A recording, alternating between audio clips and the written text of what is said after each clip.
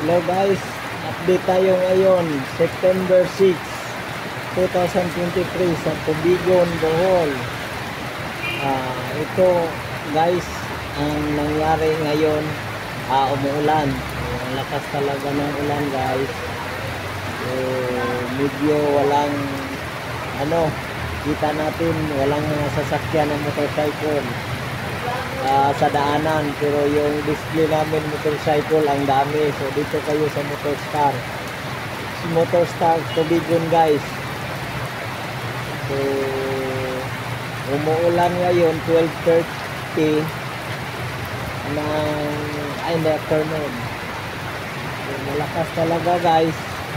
Kung sino man ngayon yung taga Tubigon, Luzon, Visayas, Mindanao, so ngayon is September 6, 2023. Medyo walang hangin, maulan lang ang panahon guys. So kanina mainit, so ngayon umuulan naman.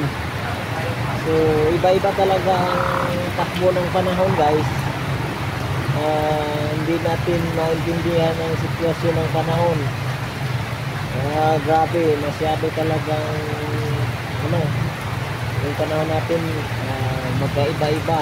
Umaga mainit, so ngayon lang, ngayong weekend, ngayong araw lang yung umuulan. So kita natin guys sa daanan, so paikot papunta doon sa Clarin. So walang motorcycle, so tricycle lang at sa mga sasakyan. So check update guys sa sa YouTube channel, makikita ninyo yung mga panahon, mga sitwasyon. Ako po si Romeo Don Ibao ang nagbablog sa panahon ito sa Tubigon, araw ng Huwebes, September 6, 2023. 1, 2, 3, sign out.